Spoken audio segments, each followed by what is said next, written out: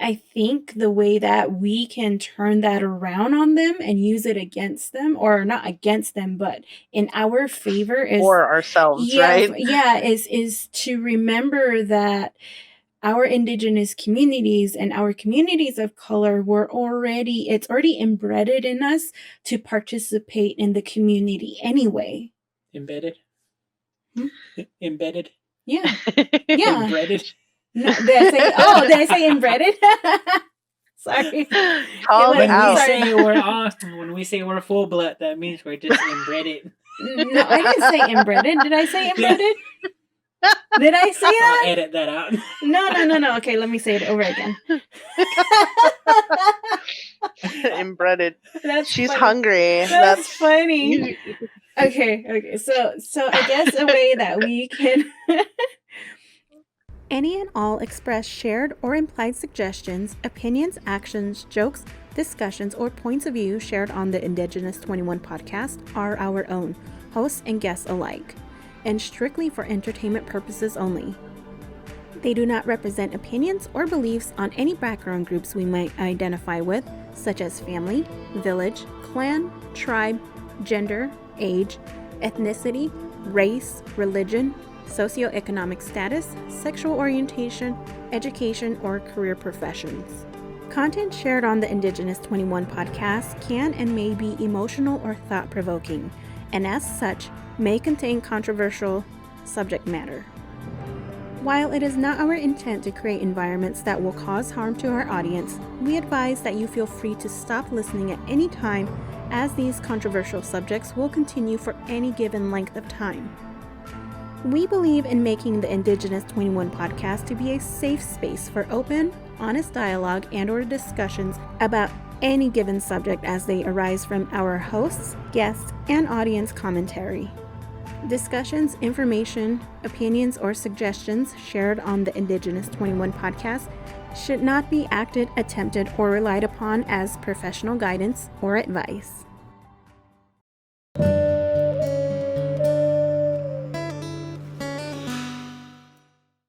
Yes, welcome to the Indigenous 21 podcast, where we discuss modern Native narratives in the 21st century. But you can call me JD.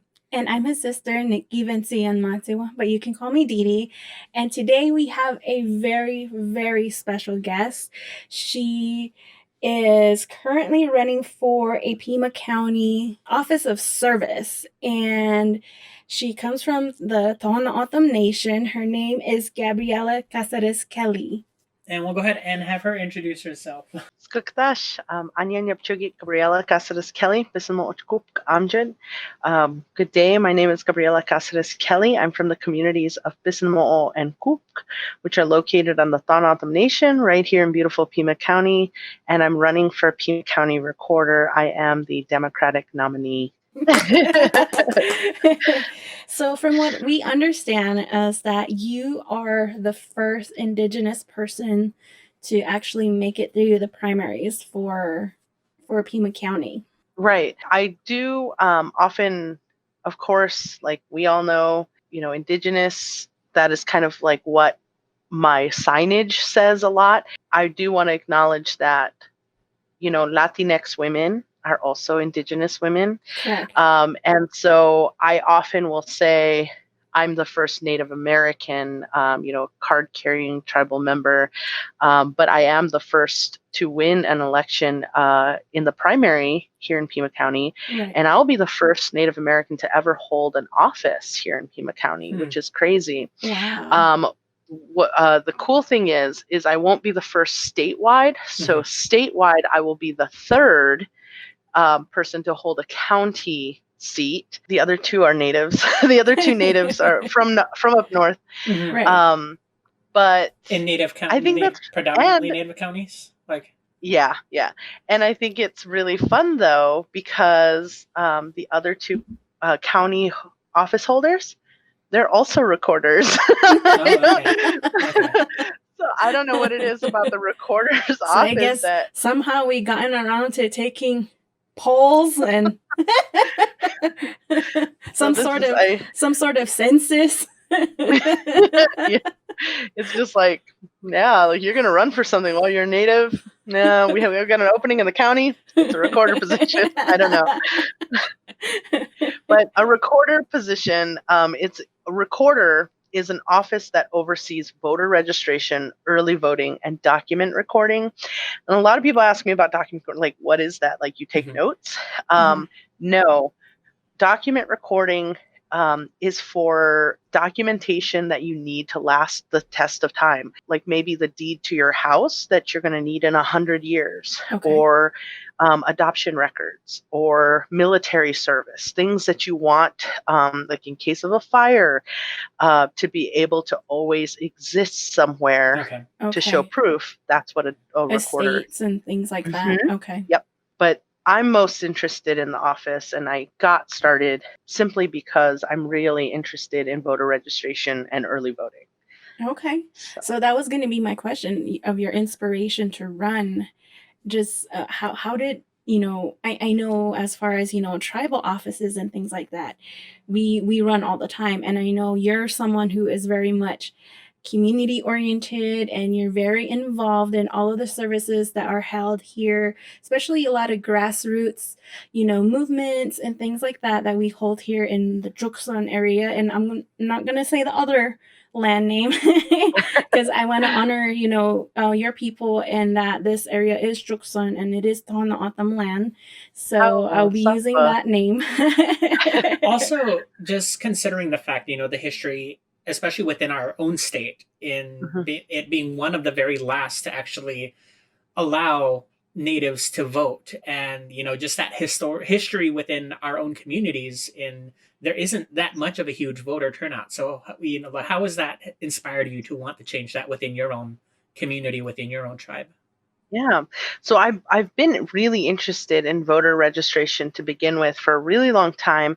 But it was actually when I was working at Tohono O'odham Community College, and we tried to register students. We thought we could just have a table in the student lounge, and we would get, our school was really small. So we only had like 300 students.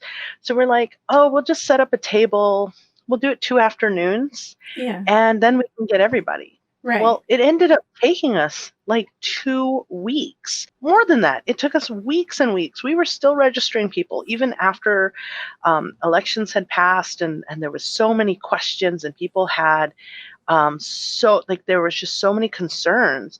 We were identifying that people who lived in a rural area or tribal communities were struggling. A lot of times people especially when we're talking about physical addresses, a lot of people don't understand what a physical address is.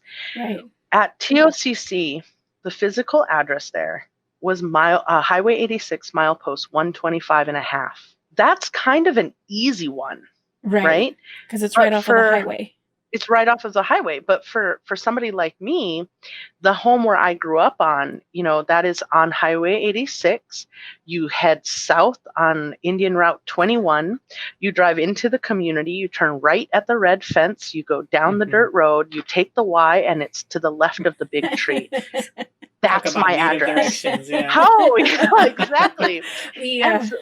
And it's interesting because we come from a very rural area too, up in situation we know up on the all Hopi too well. reservation. Yeah. So our mile marker, when I'm having to put a physical address on, as far as proof of land assignment or proof of residency out on the reservation, it's at the southeast corner of southwest corner of Highway 264 and 87. And then, you have to give all these directions. You have to go down until you hit milepost such and such, make a left, and it's the second left. Or you just describe what the house looks like. Yeah, straight on down until you see the single wide brown trailer. Whichever dirt road leads you there, or make your own dirt road. And it's really hard because I know as far as proof of residency, like for getting your car registered for, with the DMV, there's a lot of places now, they're not taking P.O. box addresses anymore. You have to have a physical location. And I noticed that's been an increased barrier for our rural communities in Indian country. Right. So when you think about that in regards to the voter registration form, right off the bat, you're going to recognize that people are going to see it and they're going to be like, wow, I don't know how to fill this out. Mm-hmm. And just simply that lack of information that prevents somebody from filling out that form, that's going to keep them from registering to vote. And so the real way that we can help people is letting them know that you can register by your community, because in communities like mine, they each have a district office with a district chairperson and a district council. Mm-hmm. And everything goes through the district. In some communities, it'll be the chapter house. In some communities, it might be some other kind of landmark. Community centers. That's how, yes. And that's all that the recorder's office is really looking for, but that's not conveyed on the form. And so people will get this form and they're like, well, I don't know how to fill it out, so I'm just not going to do it. Or they try to do it online and it doesn't accept their address, or it doesn't accept their community name because it's not standard. Mm-hmm. And so what we were recognizing was just so many people were having a barrier to even registering. It's not that people weren't motivated. It's simply that they struggled to find that information. And then, a lot of people will push back on me and they'll say, well, why didn't they just call? That's fine and all. But if you're going to call, if you're a Native person and you're going to call and talk to a non-Native person who's not familiar with your language, and you're going to say, well, I live in Bismo'o, and the person says, where is that? How do you spell that? And makes you feel uncomfortable about having to explain where you live. And not only that too, but also like maybe some plan carriers on different reservations aren't as high or as good quality as you would find in an urban setting. I kind of got into this debate with a fellow tribe member of mine where he kind of put that out there for one of our civil issues that were happening, and where we had to fill out forms as well. People were just trying to get information, and a lot of he was kind of came from the approach of an urban setting, where he was like, well, why don't people just call? Yes, we're calling, but it also takes up maybe some families are on limited data plans, or they're on a budgeted cell phone plan. Calls, texts, and things like that, it's very limited and it's valuable. It's a luxury, and it's something that can't be wasted on, let's say, if they call a regular, county office or state's office where they put you on, where wait times tend to be 30, 45 minutes. That's just too precious for them to give up on their own data plan, things that they could use for family emergency services and things like that. Yeah, I think that it was really interesting when I was teaching high school in the res. A lot of times people would talk about their experiences teaching high school students in urban areas and how everybody has a cell phone. And then that wasn't the case when I was working in the high school. A lot of students might have a cell phone, but a lot of them didn't have one. And if they did, it probably didn't work on campus anyway. Like we were in a dead zone.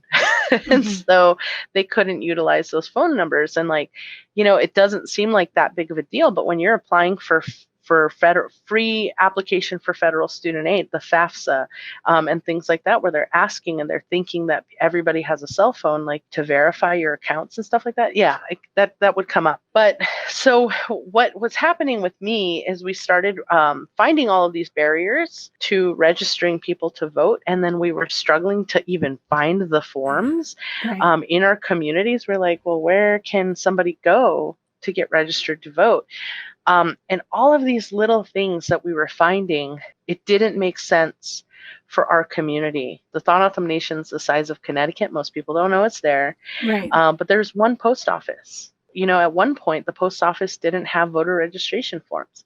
Well, the office of the recorder is the local office that oversees voter registration. That is their job, to make sure that communities have access to these resources. And I had been working in this area for a really long time. A lot of my work I founded a community organization called Indivisible Tohono. We're a grassroots community organization that provides opportunities for education and civic engagement for members of my tribe. And as we were working in all of the civic engagement over and over and over, it kept coming up that we didn't have a big enough voting bloc.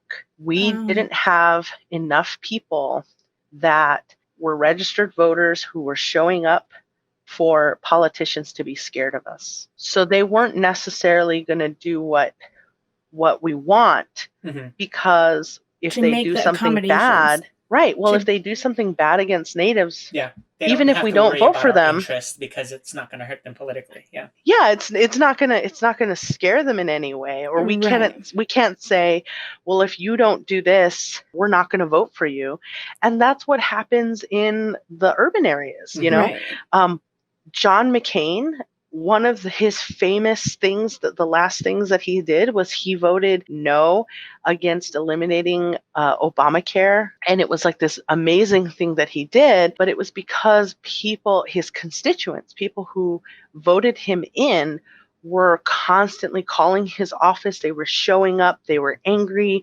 They were going to make him be held accountable for his decision, but there was a lot of them. Right. And so that public pressure is what sometimes, good or bad, motivates politicians. Right. But if we, as Native people, we have 22 distinct tribal nations here in Arizona, more than a quarter of land in Arizona is considered tribal lands. Like, we should be a big player, within the political realm, but we're not. And it's because of these barriers to like voter registration. And it's funny because I know that your opponent, Lenny White, has claimed that he is not convinced that some minority communities face higher barriers to vote. And these are just the examples that he is willfully ignorant of that face our indigenous communities. I know that he's already tried to use unfavorable tactics against you. I know that your constituents, those that have voted you in and donated to your campaign, have turned out for you. What more ideas do you guys have to bridge these barriers? Or to educate? To educate others that don't live out on the reservations in these rural areas. Well, so Lenny White has been very obsessed with talking about Native American communities, and he says that all I care about is Native communities. It's kind of frustrating because it really minimizes all of my experience that I have in voter registration and understanding what the needs are of the community at large, all of Pima County.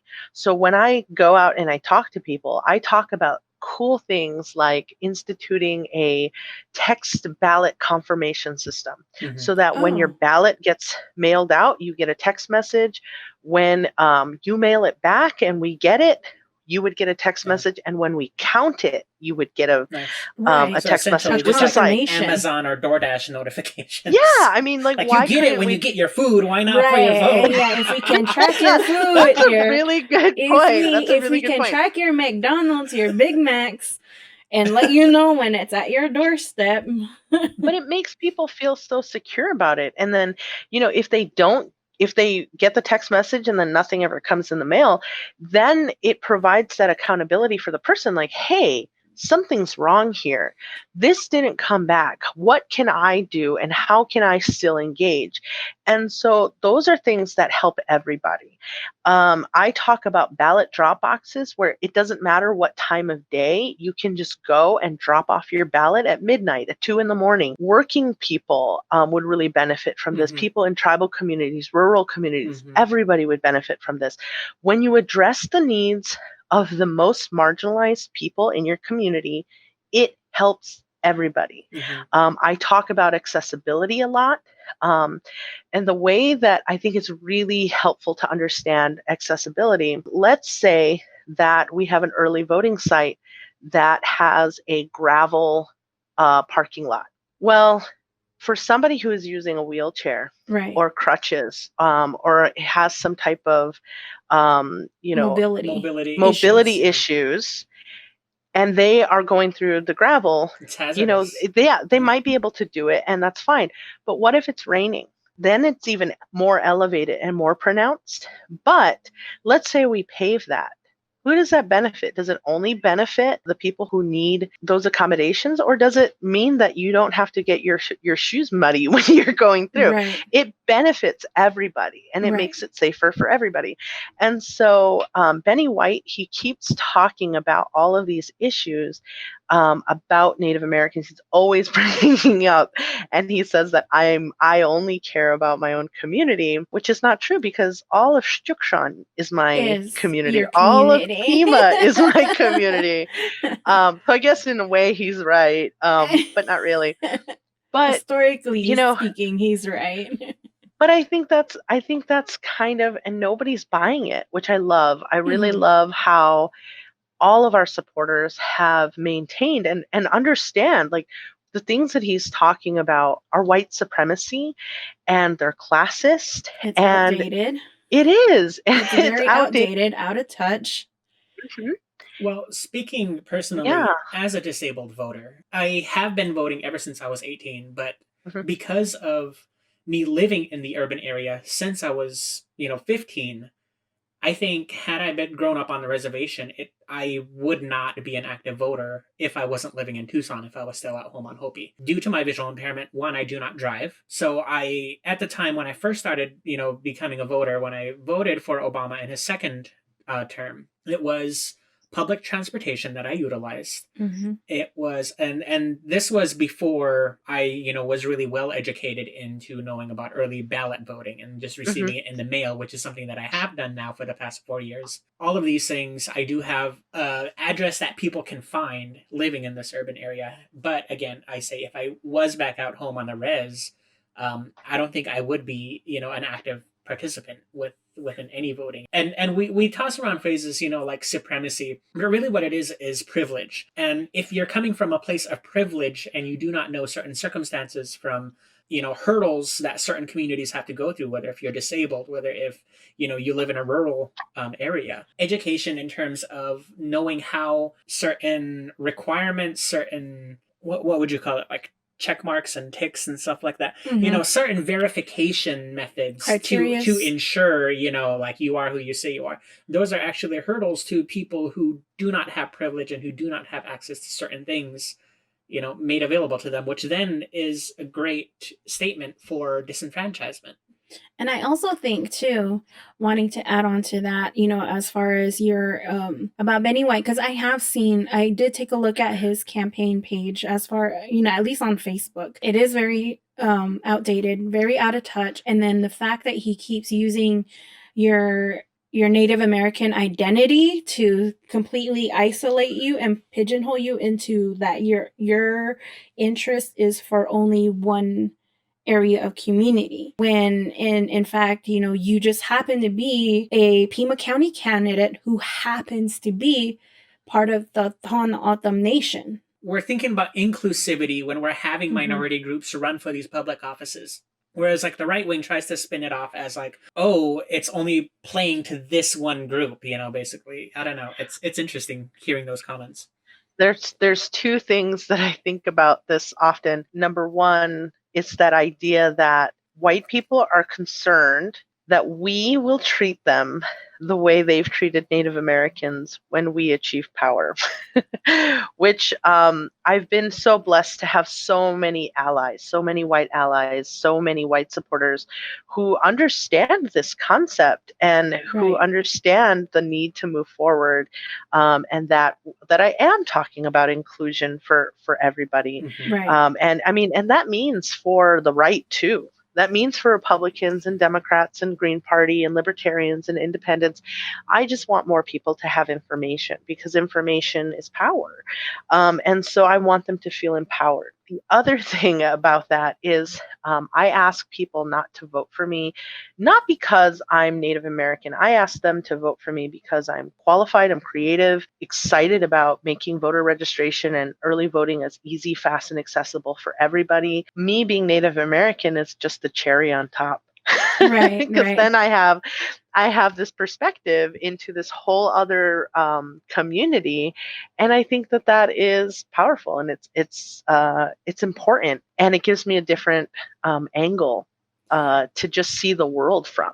Right. And so it really benefits everybody. And even today, I got an email from a newspaper reporter who's going to be writing something in Arizona Daily Star, asking me a question about O'odham language. And that's really cool because it's the first time that they're ever thinking about including O'odham language in the Arizona Daily Star, Right. which everybody is going to go to. But the reason that they're doing that is because I'm involved. Right. Otherwise, they wouldn't be thinking about that. Right. It is a benefit to our community. Another thing that an exciting and unique, at least to me, you being one of our candidates, is that you have capitalized on your social media platforms, Facebook, Instagram, TikTok, and you've been making these great short, films and things like that, just for, and you incorporate voter information, how the ballots are supposed to be filled out, where they can take their ballots to. I just wanted to touch on that. Like, who has been your director for those projects? Or like, how do your ideas spark? We should post this. Where do those ideas come from? That's really a great question, because what happens is people start texting me or Instagram messaging me, Facebook comments, whatever it is, I'll get like a question. And for every one question I get, I have to assume that there's another 12 people who had the same question that didn't ask me.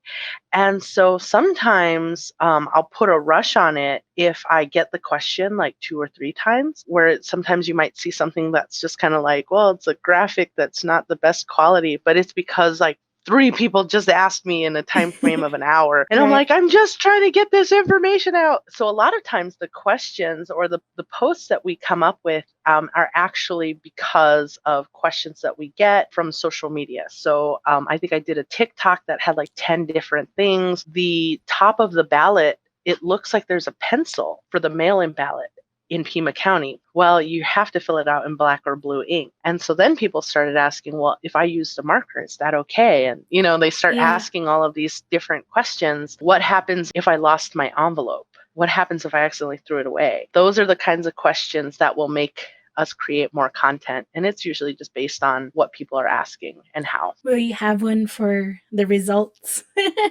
Oh my God. I don't. Will you have a dance or something? Oh my God. I don't even know what we have planned. And usually it strikes me at like, midnight. I'm out here. My family is asleep or something like that. And then I decide to, record something embarrassing. Me doing the robot or something. Yeah, I don't know.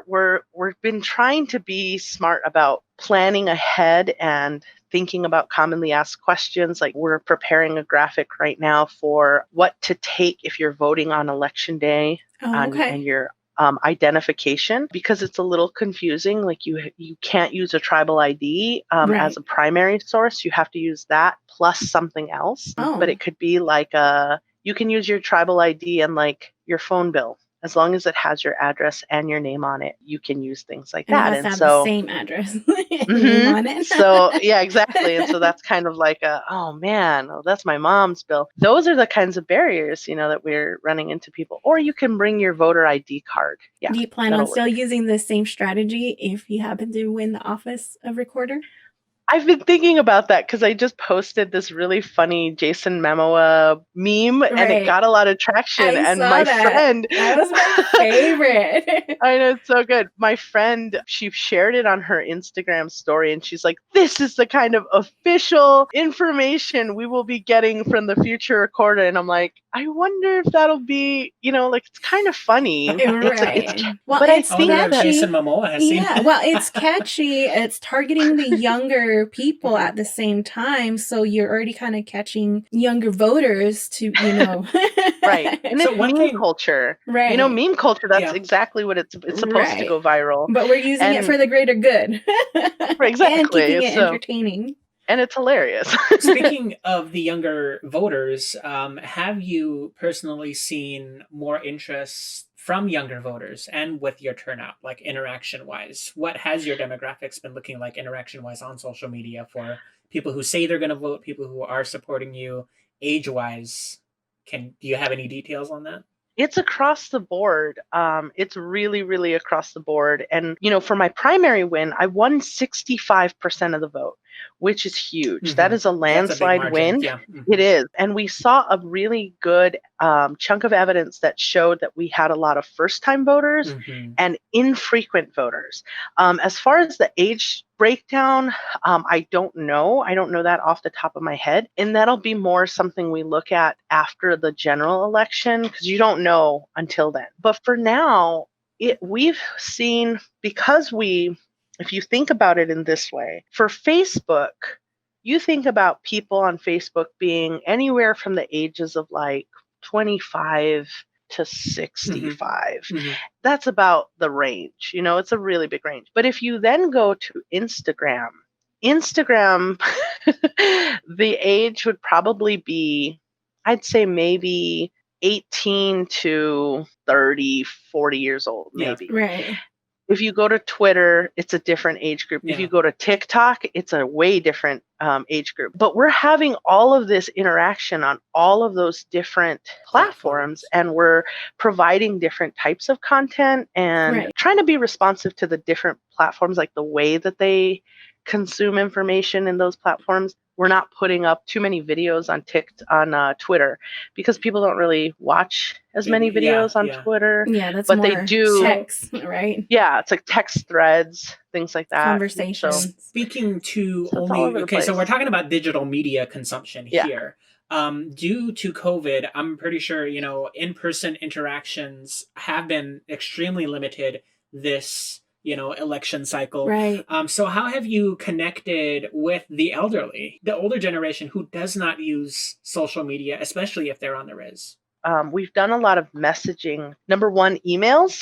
That is something that a lot of elders are using. And then we also, whenever we send out emails on our platforms, we ask people to share in that way. The community where I'm from, we're old school. We're all about the flyers. So we made sure to get big chunks of literature out to the nation, so that people can distribute them in those ways. And we try to get them out in that way. Leafletting, pamphlet. We also, with those districts, we took the time to go district to district and presented to all of their district meetings. That was really interesting, because the height of COVID, you're having people in the tribal communities learning this technology for the very first time for this particular reason. It allowed me to, instead of driving 2.5 hours, 3 hours to go to a district meeting and sitting there and waiting, I got to join virtually. But it was really different. In the urban areas,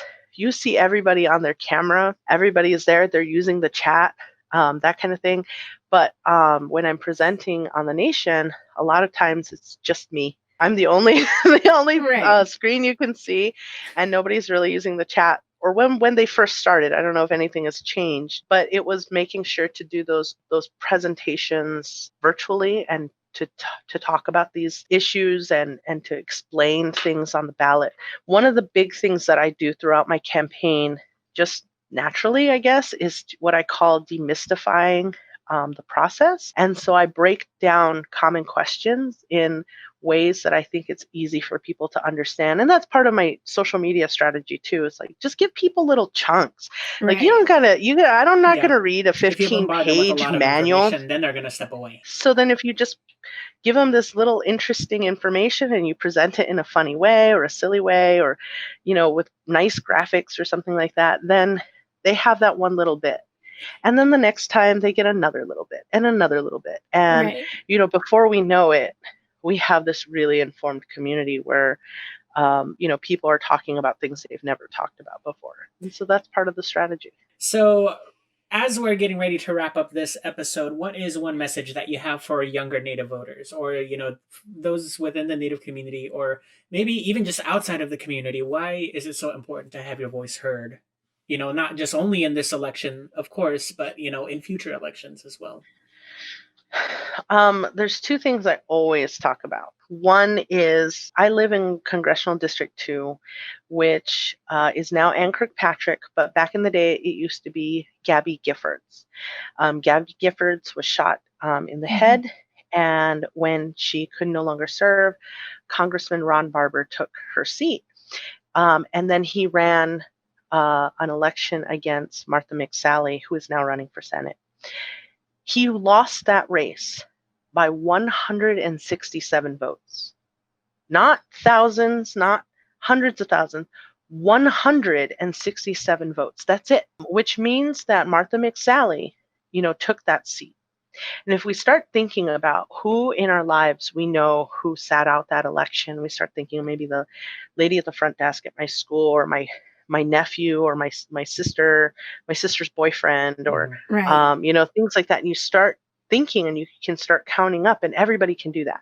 Right. And so what happened then is Martha McSally took control of Congressional District 2. She became a congresswoman. When she first got into office, she was talking about the wall and how stupid it was, and it was a waste of money. She said that it was a waste of taxpayer dollars, and that we needed to have technology and people guarding the border rather than a physical border wall. And then Trump started paying attention to her and started influencing her.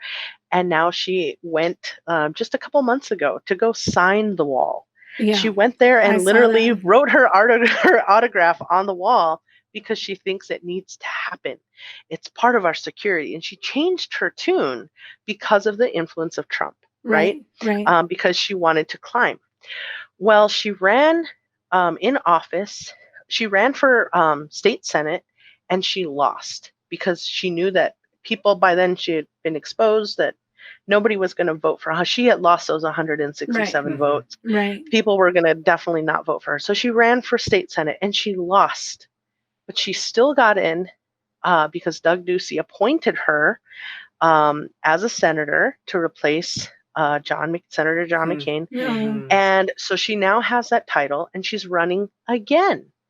And now she's running against Captain Mark Kelly. Right. And even if she loses, she is still a high-profile Republican leader with a lot of influence throughout the country. That was 167 votes. If we had 167 votes in the other way, she would have lost. She would have been a loser. She would have been nobody. End of She would have story. been done. She would have been done. 167 votes, one vote makes a big difference. The other thing that I talk about a lot is that my grandmother who passed away, her name was Catherine Jose Maria. She was born in 1918. And, this is my grandma who used to buy me ice cream from the ice cream man. Right. She used to put, Band-Aids on my knees when I skinned them. This is just my grandma. So not like some great ancestor or something like that, just my grandma. Well, she was born in 1918, which meant that she was not born a United States citizen. Right. Because we didn't get, as Native Americans, we didn't have citizenship until 1924. Right. So people are talking a lot about women's suffrage and women having the right to vote.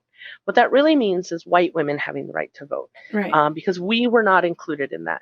It was still an achievement. The suffragettes, they were beaten. They were murdered. They had their children taken away just to get the right to vote. Right. But it didn't benefit us.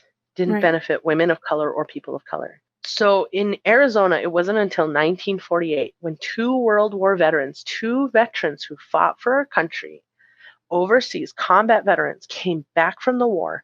They tried to register. They were denied. They sued the state of Arizona. Right. And in 1948, we won the right to vote. But it didn't mean that we weren't still subject to voter discrimination or Right. intimidation tactics. The KKK could literally stand outside of a voting polling location, or people could take pictures and show people's bosses, or you could walk up and they could say, we need you to take a literacy test. Right. They could do all kinds of things and to still deny you. Right. To be able to actually cast your ballot. And so it wasn't until Dr. Martin Luther King Jr., Congressman John Lewis, and all of the people who contributed to the civil rights movement that paved the way for the Voting Rights Act of 1965, which which is why we now see the 75-foot barriers when you try to go to vote, and that's why you can't take pictures inside. All of those are meant to protect us, to make sure that we feel safe. Haba inhoripat bismach mirganyok. But my grandma, she didn't speak English. My grandma she was an awesome leader in our community. She was a trusted elder. She had visitors every single day at her house. She was amazing, hilarious, funny, smart woman. How about she only spoke O'odham? And she did not have the right to a translator until 1975, which really wasn't that long ago. So when we talk about voting, you might be surprised to hear me say that I don't think voting is the most important thing you can do. I actually think it's the least that you can do. It's the least you can do if we have the right, if you have the ability, if you have the information, like just go vote. We need you to do that, and then we need you to get a piece of paper, and then we need you to get involved, you know, and it's both. And, you know, for as Native people, Indigenous people, a lot of times we're like, is this part of us participating in this colonization? And we have some really real reasons for being apprehensive about trusting our government. But nothing is ever going to change unless we're part of this system, unless we're, you know, there to raise our hands or to question things. If we're going to embrace their technology, if we're going to embrace, you know, their style of clothing, if we're going to embrace their food, if we're going to embrace their language, then why not take part in the democracy? We do have this tendency, like you said, to be very apprehensive, be very guarded of colonization practices. Historically looking, that it's embedded in us to already give into our own communities anyway, to participate into our own communities and just knowing and to contribute to our own society. So these practices, well, I know it's quote unquote colonized practices, it's still us giving participation to our own community, because in essence, like I know you mentioned this in a lot of your like I said, your social media platforms and your videos, is that the votes that are going to most count, and I know you said it too, Sami, is that are the votes within our local regions, because they are the ones, even though people have a tendency to look at the presidency and the vice presidency seats, what people don't realize is that the local vote is what counts and what makes the most impact on us. One of the things that I always help people with this, to understand this, is, you know, Donald Trump is not concerned about the road in Cowlick, you know, that has potholes. He is not concerned about the road that you are driving on every day. He might be concerned about these larger global things, or maybe not concerned about those things. But he's not concerned about the road that is going to affect your tires, or it's gonna cause an accident. He is not making decisions in your schools about your children. School boards are doing that. And so like the lower the office, the actual more impact it has on your everyday daily life. And then of course we have this Donald Trump, and we have the far right that has been pushing against that and taking funding from those sources. And so a lot of times we're asking bad people to do good things. You know, even when we think about like what happened at Standing Rock, or we think about the protests that are going on right now at the border wall, even if you're not participating and you're choosing not to participate, people who have positions of power in government are making those decisions for us, and we're begging them. We're begging them to make a different choice, and they don't care.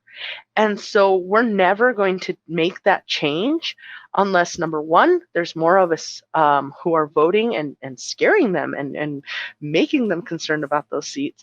Or number two, we're in those seats. And we're taking over, and we're the ones making the decisions, which is why I'm choosing to do the thing that I'm doing, which is running for office. Could you also argue that by people not participating is also a political statement in itself, and saying that you are complacent with how things are running now. Like you must be okay with it if you're not willing to have your voice be heard or speak up against it. Yeah, there is some complacency there. I'm most concerned, like I understand why people are angry, and I understand why people don't want to participate. And if they have made that decision, then Their that's right. fine. It's still their right Then to do that's so. yes, Yeah. and I support them.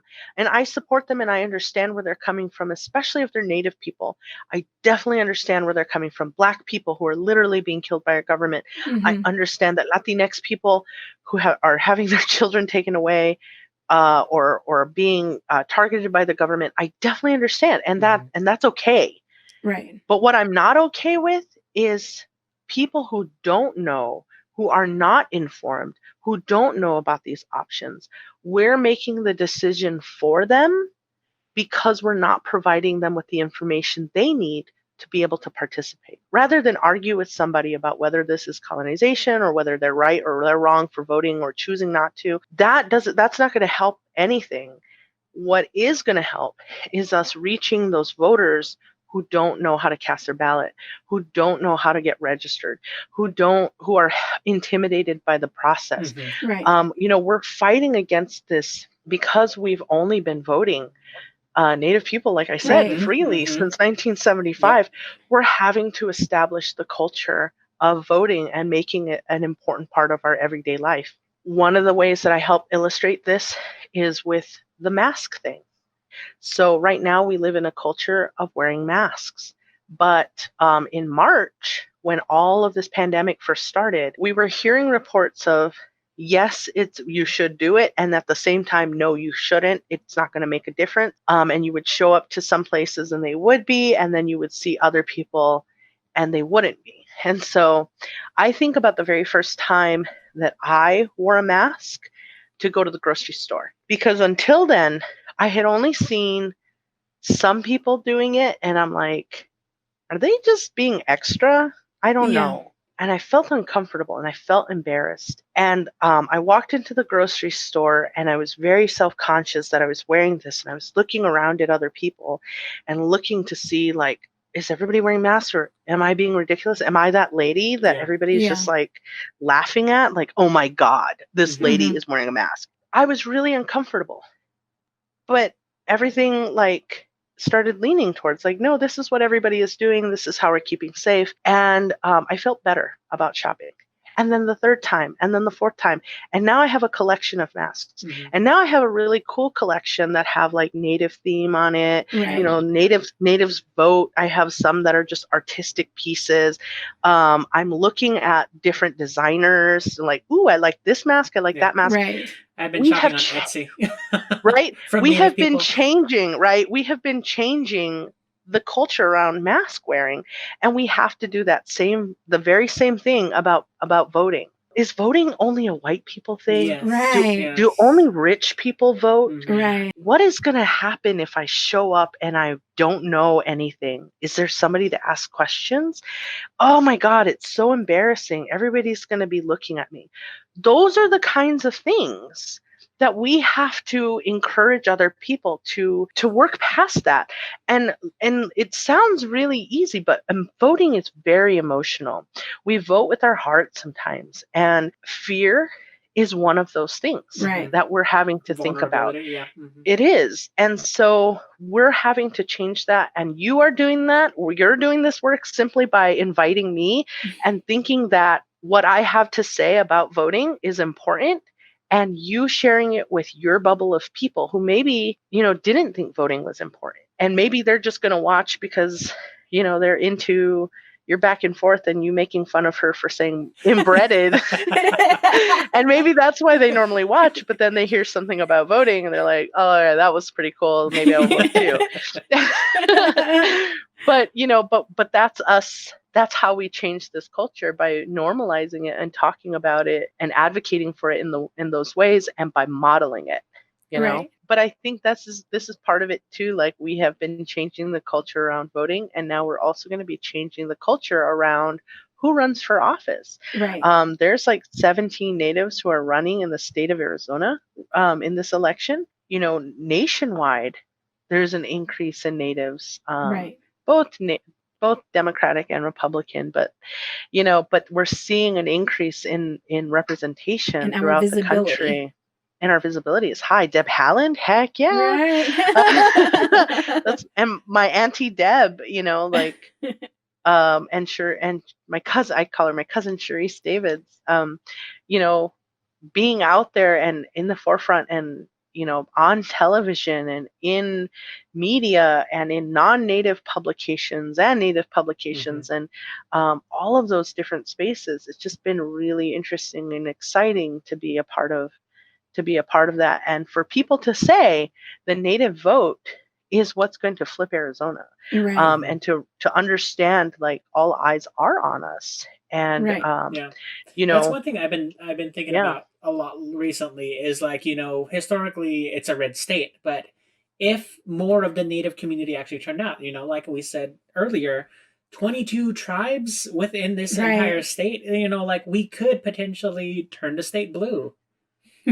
Well, and that's interesting too, because that's 22 official states, official tribes, federally recognized. But then we think about like how many other tribes are represented within the state. Like we just have we tend to be intertribal, right? Right. So we have all kinds of native representation throughout the state that isn't documented anywhere. And when we have higher native participation, we have higher democratic participation. Right. As much as I criticize and am also very heavily invested in the Democratic Party, they are most likely to share our values with native communities and native people, which is things like taking care of one another, providing for one another.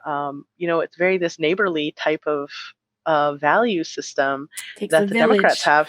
And that's all native. Y'all learned that from us, right? Right. Thank you for taking the time to have me on here and chatting with you guys. It was fun. I enjoyed recording this episode. Thank you so much. I appreciate it. And thank you to our listeners for tuning in to this episode of Indigenous 21. If you are listening on Anchor, be sure to go ahead and check out our YouTube video where you can see the video part of this episode. We do upload to Anchor first, so if you're listening on Anchor, you're one of the first audience people to actually listen to this episode. YouTube people, we're going to go ahead and link our Anchor, and you can also find us on Spotify, Apple Podcasts, different podcast platforms. You can just type in Indigenous 21, you'll find us there. Also look for us on Facebook and Instagram to keep updated with our social posts, letting you guys know what's up as far as future projects. Don't forget to like, share, and subscribe, and continue to engage with us. And we hope to see you in the next episode. Gabby, is there anything you'd like to say to our listeners? We're coming through. Indigenous woman. Woo! Indigenous, we're coming through.